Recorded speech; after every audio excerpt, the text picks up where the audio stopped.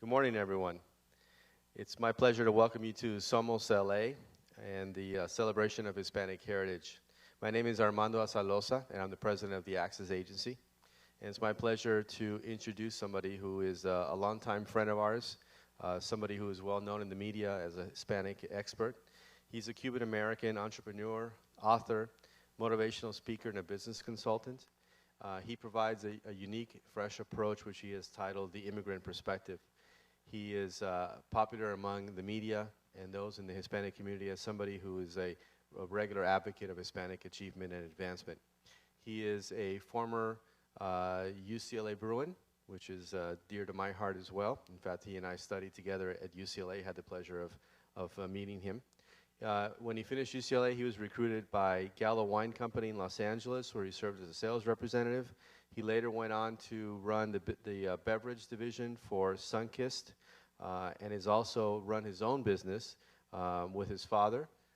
The company was called Luna Rosa, and they were in business for a number of years. In 2007, he left private business, and launched the Center for Hispanic Leadership. It's a Fortune 500-led company that is organized specifically to help companies understand the Hispanic reality, to provide insights and talent development. It is my pleasure to introduce a personal friend of mine, somebody that I have known for many years, and somebody that I think will provide an amazing perspective on the Hispanic experience. Please welcome Glenn Llopis.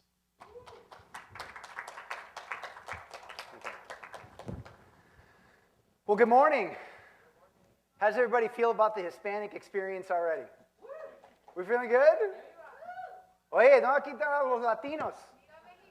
Okay, perfecto, perfecto. Well, first of all, it is certainly an honor, and I'm just very excited to be able to celebrate Hispanic Heritage Month with you.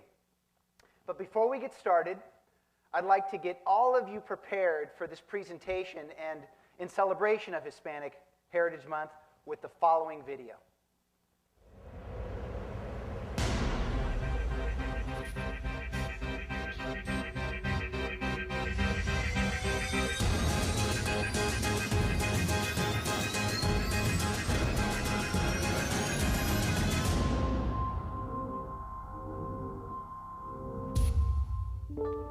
It happens once, maybe twice in our lifetime.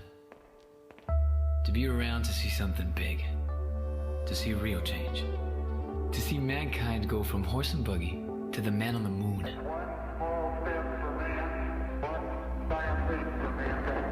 From paper and ink to pixel and mouse. It's weird how what one day seemed improbable, impossible even, magically changes the world and changes ourselves in the process. Who could have imagined that we'd be making movies in HD on a phone, or that we could take the world with us to the park? Just a few short decades ago, even marketers, sort of like you, had trouble seeing who their target really was. Today, America finds itself at a new crossroads. Our culture, our country, and our companies are changing again. It's a shift from tricky segmentation to a new comfortable plurality. It's a shift from one language to two. It's a shift from exclusion to inclusion, from borders to bridges. It's the newest chapter in the American story. A young and vibrant generation sets sail on the voyage of their lives. Before long, a second homeland emerges as labels fade away and America becomes richer. For marketers, it's a one-way street that takes us from niche to mainstream, from multicultural marketing to something new. Hispanic babies being born this very minute are like knights in shining armor, riding in to save the aging American boomer. Replenishing a nation with an endless source of talent, passion, hard work, and rhythm. So take a breath, take it all in, because you are part of that shift. Now you get to shift the thinking and shift the message. Now you get to find the next big American star. Now you get to show your boss, or your buyer, or your board, that Hispanic is brown, and white, and black, and blonde, and so much more. You get to see the shift come to life. You get to be there. When one day in a not too distant future, a hard-working mother's wildest dreams come to life right before your eyes. I, Carla Rodriguez, do solemnly swear that I will. Welcome to the next big thing in Next Big Things. It's the end of a niche and the birth of what's next. Welcome to The Shift. In the news. I see smiling faces. So how did that make you feel? Honestly, how did that make you feel? What was amazing about it? What is your name? I'm sorry? Cristal. Bienvenidos. Tell me how that made you feel. It was very inspiring, very motivational. Very good. What motivated you about it? Hope? Yes. Opportunity? Anybody else? How about in the back? Anybody else have a perspective? How about a non-Hispanic perspective? Do we have one of those in the room today? Hey, very good. That's a good sign, actually. How did it make you feel? Sir, how did it make you feel? Very good, huh? It's funny. Every time, and I know somebody thought this already if you're not Hispanic, but every time I show that video, someone says, man, I want to be Hispanic. You feel that? It's a great time to be Hispanic, and we all know the excitement, the experience, just the journey that we all feel both as Hispanics and non-Hispanics with the tremendous demographic shift that's taking place in this country and just how the Hispanic voice is starting, and I say starting, to take shape.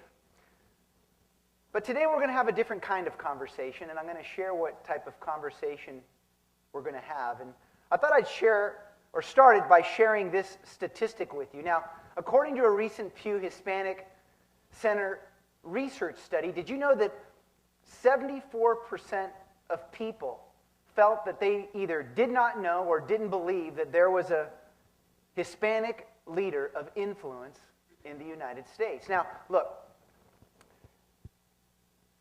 nothing against George Lopez and Eva Longoria, but aren't there a lot of great Hispanic leaders here today?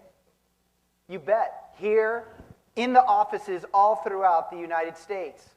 There's Hispanic leaders everywhere. And the biggest issue is, how are we going to best enable the Hispanic factor, this conversation to help propel real growth in corporate America? And how is that going to allow our authentic identity as Hispanic leaders to blossom? Because that's really the conversation that needs to take place. These videos can inspire us, but it's about execution at the end of the day, isn't it? Isn't it? It's about execution. And so before I get started, I thought I'd share with you where my execution began. And it started right here with my parents. And when you talk about authentic identity, it's my parents that helped me understand what it meant to be Hispanic. In fact, my parents aren't just my parents, they're my best friends. They're my heroes. It's because of my parents that I decided to become a leader. You see, they taught me the value of my culture. In fact, will never forget the hundreds of times that my papi, my father, would take me out into the patio with a cafecito in hand and help me understand about his struggles, for his fight for independence, for his willingness and challenge to reinvent himself as a victim of Castro's Cuba. My father told me that, son, I'll make sure you get the education that you need and the wisdom that will be required of you to advance and succeed in the United States, but to really be significant, I'm going to teach you about a perspective that they're not going to teach you in school, and it'll be very difficult to learn on your own. And that is where my father taught me about the immigrant perspective. This perspective that we as Hispanics are masters at survival, renewal, and reinvention. And it was a perspective that made me realize that my cultural values, from the moment I was a young boy, really fueled and influenced my way of thinking, how I act, and how I innovate. And little did I know that those cultural values today served throughout my entire career as a competitive advantage. And as Hispanics, that is what we all must think each and every day when we enter the workplace and as we serve in society. That if we are true to our cultural values, we carry with us a distinct competitive advantage because we are fueled with these innate skills and cultural characteristics that allow us to be great leaders. So today I hope to provide you with a perspective that really isn't discussed enough, a perspective that corporations need to step back and listen to more. I will tell you it's a perspective that's so fresh that I was recently honored to have written about it in Harvard Business Review. You see, the immigrant perspective is real, and more of it belongs in America's corporations. So here's a perspective that I'm going to share with you as we celebrate Hispanic Heritage Month together. It's the perspective that I call what Hispanics are thinking, but not saying. See, I've already caught you a couple times today, haven't I? So let's jump right into it. You see, Hispanics would rather invest than buy. What does that mean? What does that mean? Hispanics would rather invest than buy. Let me help you. See, this is the difference between a long-term and short-term relationship. See, Hispanic talent and market development should no longer be viewed as an initiative, but rather as a best practice. Is it resonating with you? Please let me explain. See, an initiative, in fact, I'm going to ask you, what happens when you're involved with an initiative? Anybody? It starts, and then what? It stops.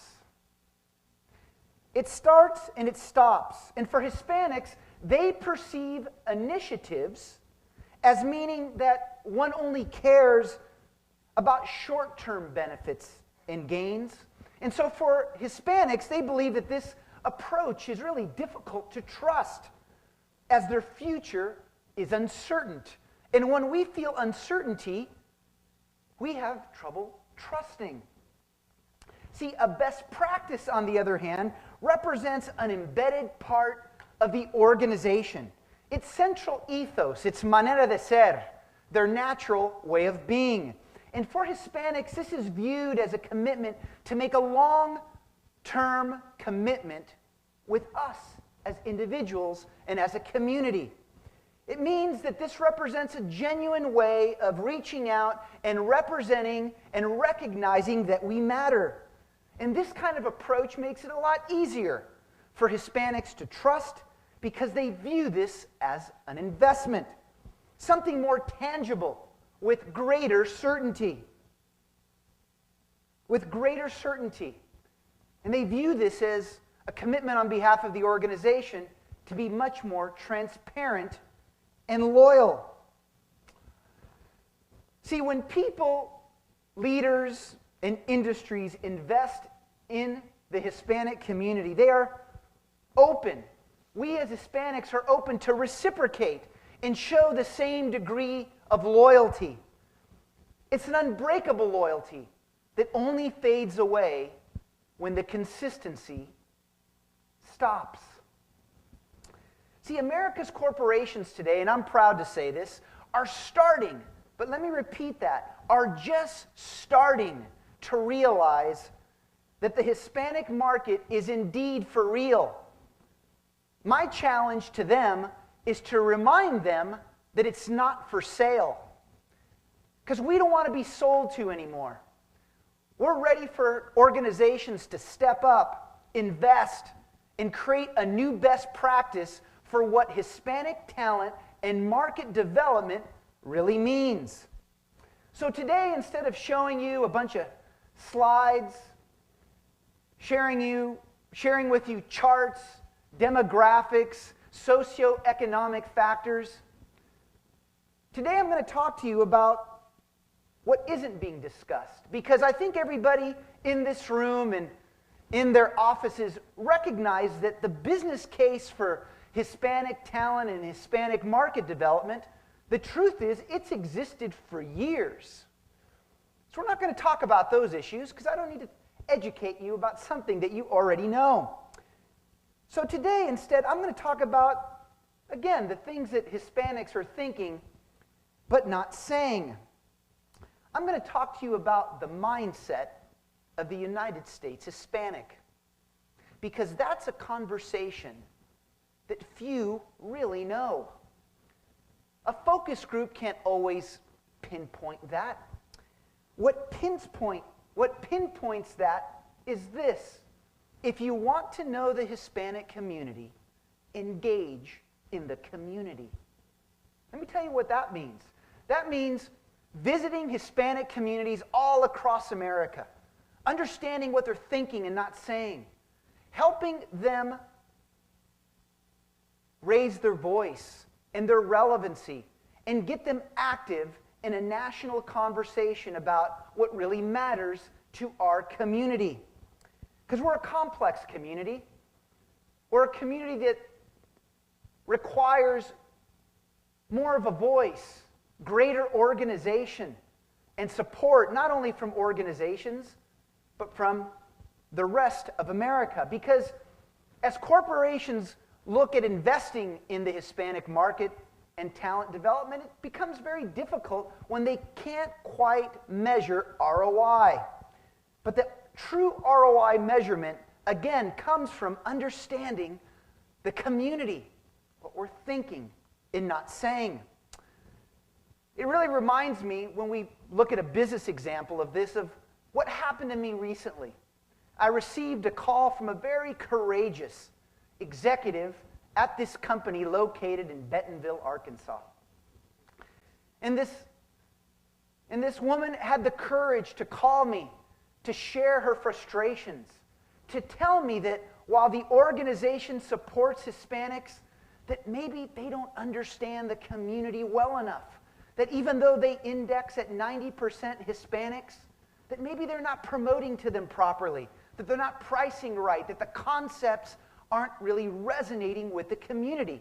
So they're channel shopping. So they'll go there, that particular chain for one thing, and then another chain for other merchandise. And as I walked away from that conversation, I walked away with two things. That number one, that there are a lot of big brands out there that are segregating us, not integrating us. And secondly, that many claim to support, but are they really? And to think that there are so many vibrant, talented, charismatic, and action-oriented Hispanics in this great country that have yet to be discovered. So, what is the Hispanic factor? And why is it so important, just based on the little that I've shared with you today? Well, I certainly don't need to remind you that Hispanics today heavily influence the future of the United States economy, corporate growth, and the demands that are being placed on the demographic shifts of this country. But Hispanics and our factor isn't discussed enough in the workplace. In fact, it isn't invested enough in. We're not discussed enough in the national news about our influence and our leadership. In fact, it remains to be part of a conversation that isn't part of America's agenda. Now, this is a time-sensitive issue, and again, I'll just briefly remind you of why the numbers speak for themselves. We all know about the growing population. We all know that Hispanic small businesses are growing at twice the rate of the national average. And as I come to learn from the recent United States Hispanic Chamber of Commerce National Convention, this is creeping up on 3 times the national average, currently generating revenues of $460 billion, while many believe that this revenue figure is well north of $650 billion. But how about if I told you that Hispanics are the largest unbanked and uninsured community in the United States? Could you imagine the economic recovery that can take place if we banked more? And if our community was given a reason to trust that we can bank more? If people were investing more in us so that we can start investing our money in the right places? I don't have to tell you about Latino purchasing power when you talk about investments. I mean, we all know the recent Nielsen numbers that estimates $1.5 trillion of purchasing power by 2015. See, these numbers are no longer in question. Not at all. See, the bigger issue is this, is how to unlock the hidden talent and market potential that exist within our community. And more so, how Hispanic leadership is so woefully underrepresented. And between you and me, that's why all these initiatives remain initiatives and not best practices. Because we need more Hispanic leaders to rise to positions of influence. Because regardless of the escalating Hispanic factor, corporations aren't recognizing this. And this is another statistic that we're all so familiar with, that by 2050 we will represent 30% of America. 30% of a country that needs to move quickly to start changing their business models, their talent development, best practices. So what if this Hispanic factor is ignored? I mean, what would happen if 30% of a country's population wasn't authentically attended to? And if that population mix wasn't allowed to be its authentic self and wasn't allowed to rise and act upon the talent that they possess from within, what would happen to this country? Raise the hands. What would happen?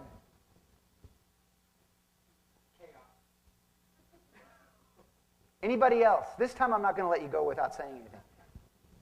Anybody else in the back? What would happen, even if you're not Hispanic? What would happen to a country if 30% of its talent wasn't properly utilized? One more? Would you like to try again? Thank you. Look, the bottom line is this, is that if we don't tend to this growing population where the numbers speak for themselves, we will find ourselves experiencing tremendous economic and societal hardship. And I'm not spinning this story, ladies and gentlemen. This is indeed fact. And there are Hispanic leaders all around this country that are looking for one thing, permission. And we'll talk about that in a moment. But see, even though 30% of America will be Hispanic by 2050, 54% of this country will be minority. You see, the changing face of America today is being met with what I call unusual resistance. People seem to be uncomfortable with today's demographic shift because they're just not aware, uninformed, and educated about what diversity means to business. Now, we've probably all heard that before, but let's qualify this statement. Perhaps this is why America's global competitiveness ranking continues to decline from number 1 to recently down to number 5. I would suggest that you check out the World Economic Forum website and see why diversity is hurting us on a global scale. The fact that we're ignoring diversity and what it means to business. You see, the changing face of America's consumers and workforce community, in particular Hispanics, represents a time for innovation and opportunity. It represents, more importantly, a time to reclaim the foundational values that have made America great before greed, distrust, and selfishness got in the way. See, as Hispanics, we must all collectively, as a community, accelerate our advancement and reach to become more influential across all industries and economic sectors. But unfortunately, there are just not enough resources, infrastructure, or dedicated efforts to advance the community. There are just not enough leaders, in the community to start building these necessary resources and the infrastructure that's required, because initiatives aren't enough. And between you and me, initiatives actually weaken us. Because if you were told that something was going to start and stop, how can you be committed to it? See, Hispanics, we are all the key to fueling job creation, economic growth, and global competitiveness. I mean, based on these factors alone, we should have much more influence and a prominent voice throughout America to debate and negotiate with key policymakers, corporate leaders, and educators. But unfortunately, on a national average, the opposite is true. Let me explain. See, based on a national survey conducted by my organization, the Center for Hispanic Leadership, both in and outside of the workplace, we found one very startling observation, is that Hispanics, we have trouble trusting others, let alone ourselves. This is one major indicator that supports why only 5% of mid-level Hispanic managers have sponsors in the workplace. Here's the interesting statistic. 45% of Hispanics actually believe they have sponsors when only 5% of them do. See, in general, Hispanics would rather play it safe. We'd rather play it safe and follow the rules of workplace and societal engagement in order to advance. See, this research is extremely unsettling when you consider that what drives innovation and new marketplace opportunities is the power of diverse thinking. Now, the good news is there are leading industries and organizations that have taken notice of this opportunity, recognizing that if they don't create an environment that promotes cross-cultural pollination, their R&D efforts, multicultural expansion efforts will weaken in today's fiercely competitive global marketplace.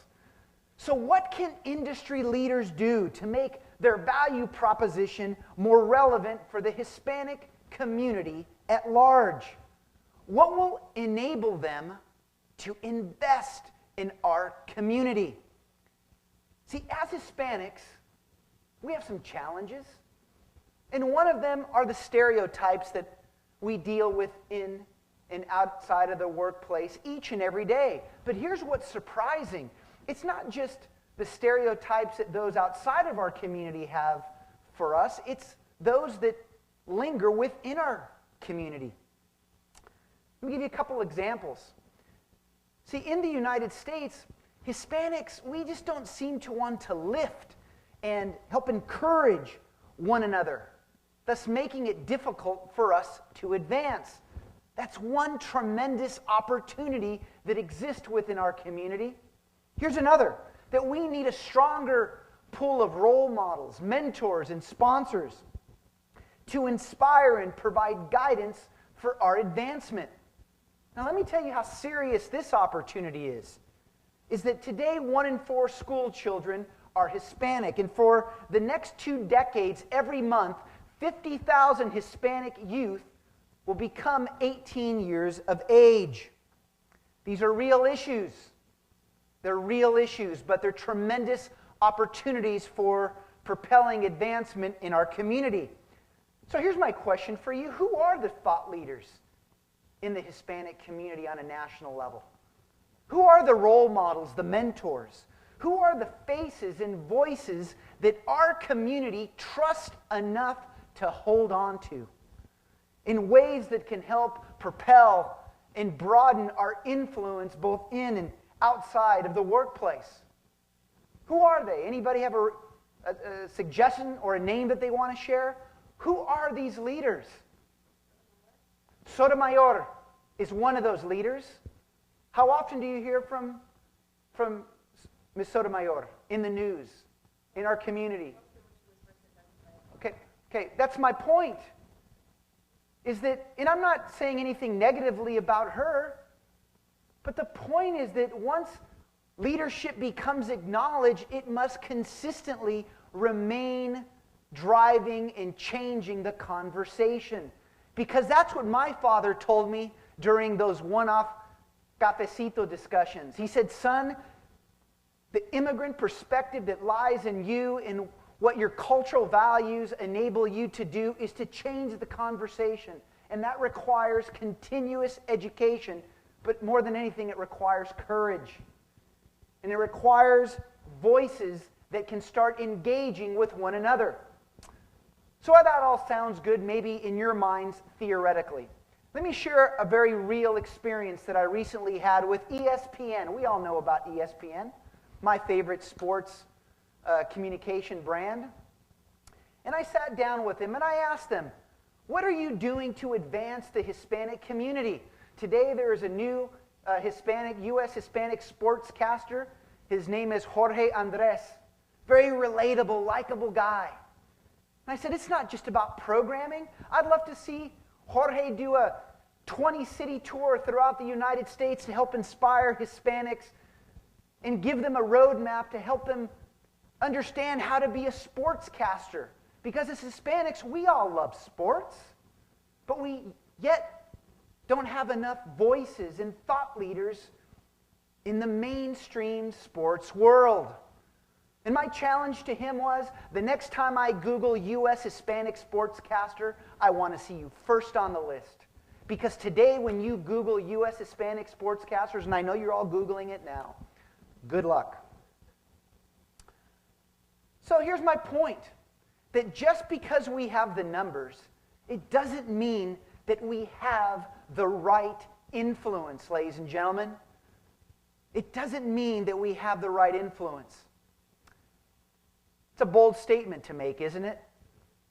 Well, much like I've taken the time over the past year to visit many communities throughout the United States, I had the honor of sitting down with a congressman in Washington who allowed me to reach out to him to talk about the Hispanic community and influence and many different factors. And he had served our country for more than 30 years. And I asked the congressman, can you please help me understand why our community is so misrepresented and misunderstood? He said, Glenn, there are 3 reasons, why the most prominent politicians will almost always attend the Korean American and the Indian from Asian American dinner and gala functions. He said, number 1, they have order. Number 2, they're highly educated. And number 3, they have money and they invest in their community to accelerate their advancement and influence in America.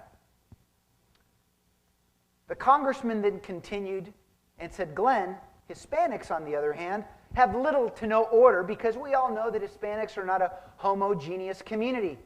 He said they lack the education to accelerate their advancement, and this is probably one of the most startling things that he said to me, and I share this in advance. If this disappoints you, it disappointed me too. He said, but Glenn, those with real money in the Hispanic community mostly choose to remain anonymous. I'll be honest with you, it took me some time to quite understand what he was trying to tell me. But his point was this, that if communities that have less than half the size of our population could have influence, Latinos should be changing the conversation of what takes place in America and in the workplace and how we can play a greater role in influencing brands. But that can only happen if we unite our voice, if we begin to embrace our culture and recognize it as a source of strength, and that we take the time to learn from other multicultural groups and minority and diverse groups that have already gone through the same challenges that we have. See, it's time to stop talking within ourselves and start becoming part of this greater demographic shift that's taking place in this country. And I have something very profound to share with you, that people are waiting for Hispanic leadership to rise because we're the ones leading the shift. That's why I shared that video before we started our conversation today. So how can brands begin to educate the Hispanic community about their industries and how their industries can help give rise to the advancement of our community. Again, you may think, sounds great theoretically, Glenn, but we're not quite done with this conversation. I recently was asked to speak and facilitate a discussion with the travel and tourism industry. Anybody knows what the contribution of the travel and tourism industry is to the world GDP? How about if I told you $6.3 trillion or 9.1%? And to put that in comparison, the automotive industry contributes 8%. And what did they do for the very first time in the travel industry's history? They decided to have a Hispanic travel caucus. And it was a dynamic room full of influencers all throughout the travel and tourism industry. Media, lights, cameras everywhere. And the fundamental discussion was this: how can we begin to sell more to the Hispanic community? And my pushback was simple. And I say this to all industries: stop trying to sell to us because we don't want to be sold to. And it goes back to how we started the conversation. We want to invest. We don't want to buy anymore. We don't want to be sold to. We want industries that take the time to understand who we are as people and as a community, and how we think and how we act and how we innovate and how we can contribute to the renewal and reinvention of brands and industries. So recently I had a discussion with several leaders in the travel industry, and they said, Glenn, here's fundamentally 3 reasons or myths that companies within this industry fail to understand. The first myth was this: that we do not have any disposable income. The second one is that we don't desire to travel because we don't want to be seen. Thought that was a bit interesting. And the third one was that we don't have enough documentation, passports to travel. 3 myths. And so what they decide to do is just throw Hispanics into the general marketplace. So you wonder why, after all these years of such influence and power, our community doesn't have enough influence in such a large and growing industry. But this conversation, ladies and gentlemen, is now changing, and I am holding myself accountable for that, and I'm not even part of the industry, because I believe that that's my responsibility as a thought leader in the Hispanic community to advocate for business growth and talent development. You know, it becomes very difficult when there are these stereotypes that we have to be faced with. You know, I'm tired of being told that we represent a platform of victimization, because I don't see victimization here. I see leadership. I see a perspective of thinking that very few have, and that our workplace requires, and that our country requires. But at the end of the day, what this all boils down to is this, is that our identity is defined and fueled by our culture. And if people don't understand our culture, how can they understand our identity? How can they understand how we think? How can they start to begin to understand the things that we're not saying but thinking about each and every day? My organization has conducted several roundtable discussions throughout America to try to understand this one factor. And one interesting and dynamic roundtable took place the day we discussed about our identity and how it's shaped by our culture, and in particular, our country of origin. And what we found is that many Hispanics would rather be identified not as Hispanic or Latino, but they want to be identified as Ecuadorian or Colombian, Mexican or Cuban, Argentinian, and the like. And there was really some real healthy debate around how our mother country shapes our thinking, defined by our people, customs, cultures, and political dynamics that we've been faced with. and the things that we have grown to be more comfortable with. But we also discussed that for those that are outside of the Hispanic community, that these dynamics create confusion and the perception that Latinos are at odds with each other. Could you understand that? It opened my eyes. That we seem to want to use our mother country's brand as if we're competing with each other in the World Cup, rather than finding ways to celebrate and embrace our unique diversity and differences that exist within our community. You see, it's time for Hispanics to accept that our cultural roots are sources of strength and not barriers to advancement. That these unique sources of strength represent the enabler for our Hispanic leadership to flourish and for our community to advance. I mean, we don't have to debate and negotiate that there indeed are differences within our culture, in particular our food and our music, and perhaps from time to time our Spanish language dialect. However, we cannot ignore that our quest for opportunity, our ability to anticipate the unexpected, our contagious passion, our entrepreneurial spirit and attitude, our spirit of giving, and our ability to want to preserve the legacy of our culture. These are all the same. They are all the same. There are no differences here. I mean, these are the natural cultural characteristics that should serve to unite our voice and strengthen our influence. These are the character traits that define our identity as a vibrant community. But they have yet to be discovered.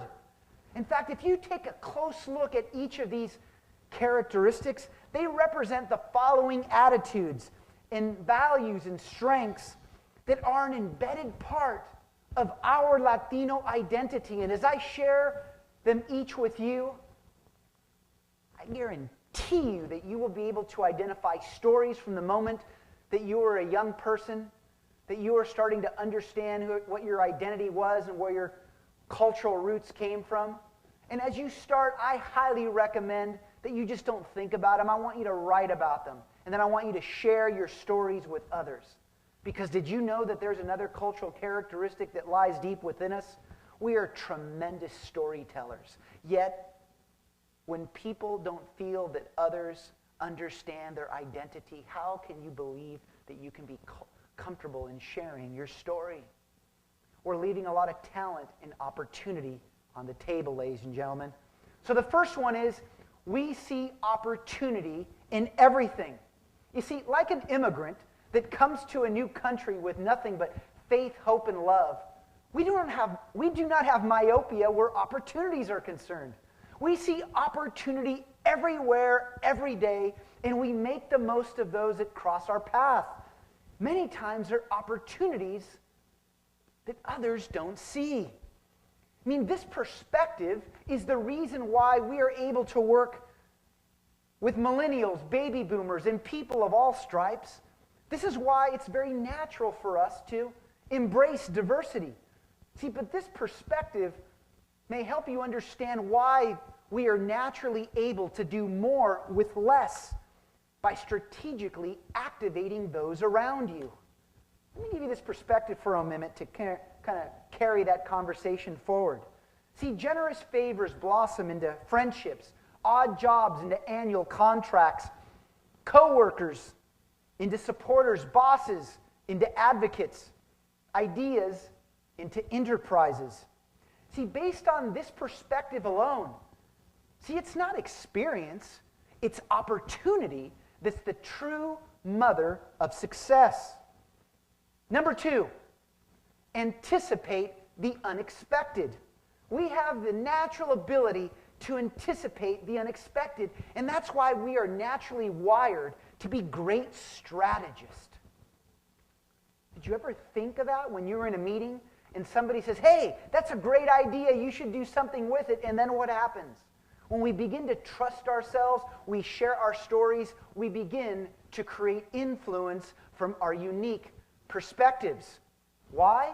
Well, see, each of our family's past experiences with crisis and change in their mother countries really enabled our ability to anticipate false promises and unexpected outcomes without preparation.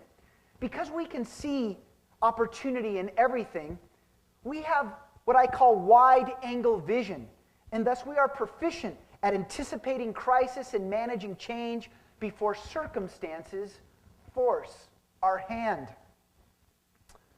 The third characteristic is our ability to unleash our passion.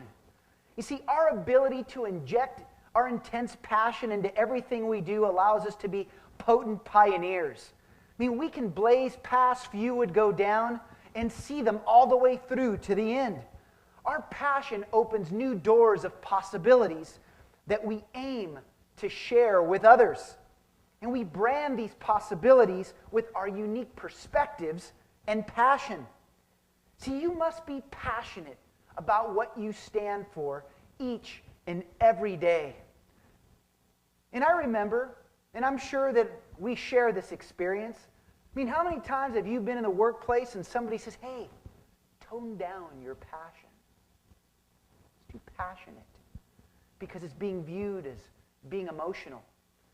Well, I remember when that happened to me when I was a 25-year-old rising executive at Sunkist. And I went back to my father and I said, Dad, they're telling me to kind of tone down my passion. He said, son, don't ever forget what I'm about to tell you, because you deliver results and you will then be giving other people, Hispanic or not, the permission to be passionate too. At the end of the day, our passion fuels new opportunities. And that's what fuels our ability and should give us the confidence and trust in ourselves to speak up, change the conversation. Because every time that we don't, we are being irresponsible to those around us because we are leaving opportunities that are not being leveraged and acted upon. So your passion should define how you think, act, and innovate, and how you design and manage everything that you do in your workplace. And yes, objectively speaking, do we need to tone down our passion? No. I call it just be mindful of it. Just be mindful of it. What's the fourth characteristic? Our entrepreneurial spirit. That we have this ability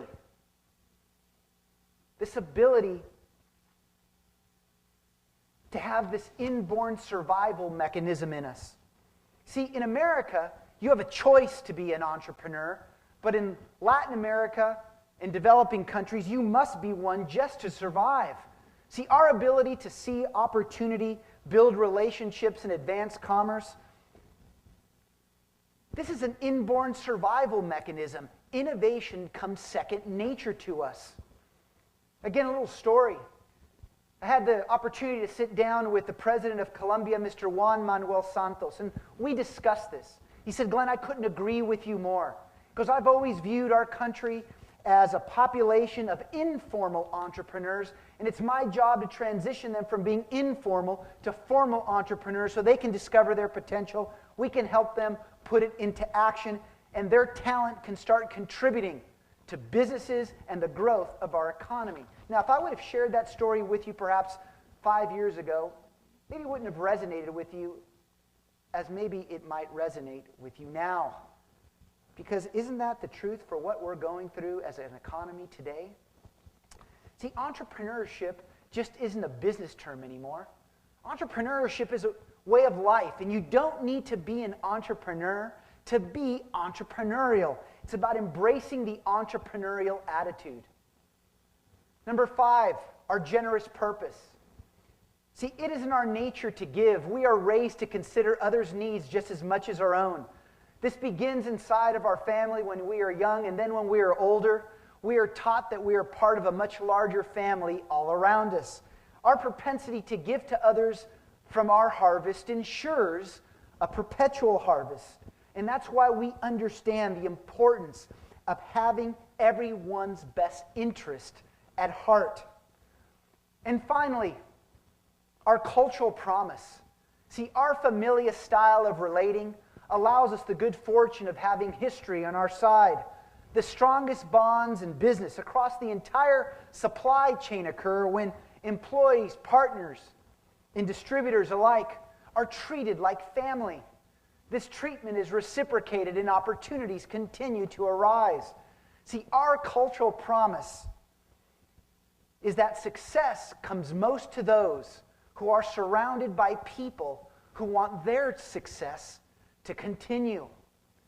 You see, our cultural promise is driven by our ability to have a generous purpose. In fact, each of these 6 characteristics interconnect.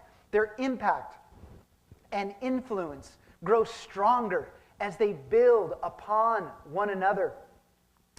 But your cultural promise is defined by your significance factor. Let me explain. You see, the one who lacks the desire to be significant is only looking for recognition, while the one that desires to be significant cares primarily for respect. Recognition explodes and subsides. Respect reverberates and multiplies. See, the recognized man appeals to the head where things are easily forgotten, while the respected man captivates the heart, and the heart doesn't forget. Ladies and gentlemen, our culture matters, and our Hispanic cultural values represents a significant competitive advantage at a time when the Hispanic community is in search of acceptance that seeks permission to be authentic in how we think, act, and innovate. We require absolutely no permission at all. Our Latino community must become a mosaic sewn together by these natural characteristics that give our voice prominence. But this will require that we begin to lift and encourage one another, that we begin to recognize that we matter, and that we as a community can begin to lead within and outside of our community to give us greater relevance and influence. Because we need to stop being viewed as a puzzle whose pieces don't fit together, because we are a puzzle whose pieces have yet to be placed together. It's time that we as a community begin to organically interconnect and work closely to build a platform to give our community rise, to unleash our unique talent, and help corporations and ourselves understand why it's time that we not only invest in ourselves, but why it's time that brands begin to authentically invest in the advancement and rise of our community. But let me make one point very clear. This is not just about our own advancement and as individuals or for our own community, but for the greater global impact these characteristics and the Hispanic factor mean. Just think of what we can do as a community if we just were more focused on being more aware of the cultural characteristics that can give us rise, and how quickly we would soon be discovered, and how we would blossom as leaders, and how our influence would shape the dialogue that takes place both in the workplace but throughout all of America. Instead, our voices have yet to be discovered, and America and its corporations have yet to experience our abilities and collective wisdom that is leaving opportunity on the table. So let's make the path easier, not only for ourselves, but more importantly, for the future generation of Hispanics. Let's apply our cultural values and strengthen our ability to propel economic prosperity and develop new business models for corporations as they themselves continue to experience survival, renewal, and reinvention.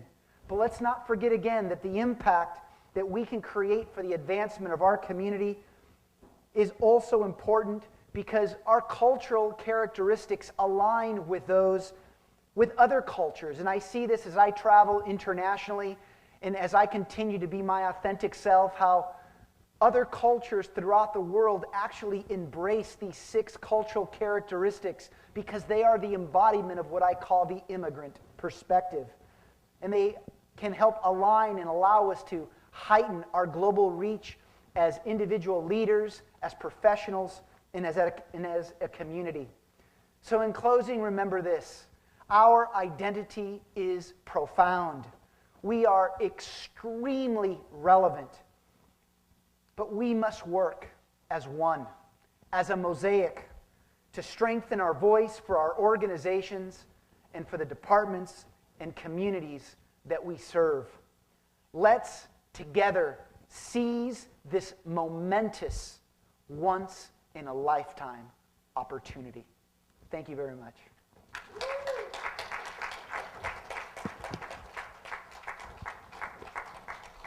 Thank you. Appreciate it. Glenn, we've got a couple of questions that have come from a Sure. couple of different offices. Sure. So if you give us a few more moments. Of course. We have one question that comes from Miami. The question is, how do Latinos grow our influence within our company? And the second part of that question is, what can IPG do to better tap those resources and insights? Okay, let's take it one at a time. So the first question about, can you repeat that first one? How do Latinos grow our influence within our company and in our workplace? Okay. First of all, is there a name? I'd like to acknowledge the person. Wally from Miami. Waldy? Waldy, thank you very much for that question. It's probably one of the most common questions I get. And I think fundamentally, if you recall, I talked about how we don't have, in many cases, the required resources or infrastructure to help give our collective voice prominence and relevancy. And so the first thing that I would suggest is this. Number one is change the conversation.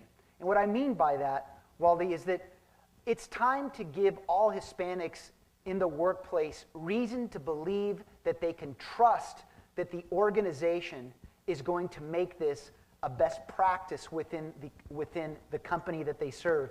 In other words, employee resource groups, business resource, colleague resource, branded any way you want. If we can't be active, if we can't have the difficult conversations about the things that we're thinking but not saying, how in the world can we start changing the conversation? So I like to hold you accountable, if I may. Start changing the conversation, because here's what you can feel absolutely confident with, that every Hispanic in corporate America wants to change it, but it begins with leadership. That's the first question. Next. Yeah, and the second question is, how does a company like ours, IPG, change that conversation? How do we tap into those resources and talent? Sure. Well, the first thing that and I've learned, and I see this with the many corporations that we work with and still trying to help understand. If you just step back a moment, and I said it earlier on, if 30% of the United States population is underutilized, you heard it, there's going to be chaos, economic prosperity will go south, not north. It's the same thing in the workplace. And so what do corporations need to do? They need to understand our community. They need to understand the talent pool that naturally exists within the Hispanic employee communities within your organization. So what's the first step?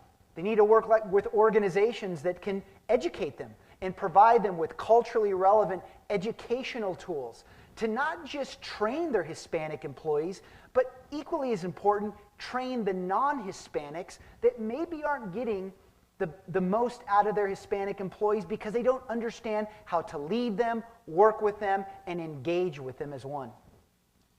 We have another question from New York, Patricia. She writes, Glenn is talking about Hispanics are not participating in the conversation. Is he referring to leaders? And how about consumers? The numbers say that Hispanics are actively engaged in, example, social and digital media. How do we keep that conversation going? Sure. Patricia, great question. I'm going to be very candid here with you. And I've been given the permission to be able to say this. As an active voice in the community and an active voice in the mainstream business world, there's too much noise right now within our community. Yes, we are participating, but there's a difference between participating the right way and the wrong way. And what concerns me is that the active participation, and I can tell you this particularly in social media. I mean, don't ever forget this. At the end of the day, the numbers speak. But you know what speaks more is the bottom line. And it's about converting the conversation into ROI and actual dollars that brands can hold on to and build case studies around. And I share that with you because I know that there's a lot of activity with mommy, papi bloggers, all kinds of blogs out there. But I will tell you that corporations are confused by many of them. They don't know what message to hold on to. They don't know which ones bring the ROI. And they continue to see new faces each and every day. And so let me step back and I'll tell you why that actually represents a threat to the community, especially to brands that want to engage. At the end of the day, as much as we all want to say that Hispanic is becoming mainstream, we need to earn that right. And I will tell you that when I started the Center for Hispanic Leadership, I ran into this example, and you'll see the parallels that I'm creating. My first call to corporate America, the first response I got was, let me transfer you to the sponsorship department. You see, if that's how we're viewed, how are we viewed in being able to generate ROI? And I learned this, and I said it during the keynote, is that we need to show mainstream relevancy. And the only reason that I'm honored and that I have the privilege of standing here before you today is because I write for mainstream platforms like Harvard Business Review and Huffington Post and Forbes. And am I proud of that? I am, but I'm more disappointed because there's not enough Latinos on those platforms. Once we get active in a mainstream conversation, I will assure you that the needle will start to move a lot faster, where ROI will be much more measurable, and we can start having real conversations about developing real budgets to invest in our community. Glenn, one more question from Dylan. He writes, does Glenn believe that the intent of being represented as an Ecuadorian or a Colombian or a Hispanic is a reason why the community is disjointed? Yeah, it's a very good question. I will tell you this, that the answer is yes. It's created disjointedness because of the factor I mentioned earlier, that we have trouble trusting others, let alone ourselves. I mean, I'm going to say something very profound, but very respectful. Look, you need to throw away the politics of the past. You need to throw away, what we think is our possession or not. We need to start focusing on one thing that matters today. And let me put it in terms that we could all feel. What I talked about today is about you. It is. But it's really more so about your children. We lost the opportunity to enable our generation. This responsibility is a responsibility for the future generations. So my call to action is this. Look, I'm extraordinarily proud to be Cuban American. But if everybody knew that the Hispanic brand had equity defined by influence, we'll all want to be Hispanic. Mark my words. And so it's time that we all start coming together and to talk about the things that we're thinking and not saying. And I'm going to say this very bluntly. I've been in the communities all across America. I will tell you, I've been told, what gives you permission to speak to my community because you're not part of my X culture. I've heard it all, but this is what I do know. That negative discourse lasts about an hour, and then when they start feeling leadership, we forget where we're from. That's why it's fundamentally about leadership. Great. Thank you, Glenn. We appreciate your thoughts and your comments, and Thank look you. forward to future articles in all the media. Thank you so much, Armando. Thank you so much. I really appreciate it.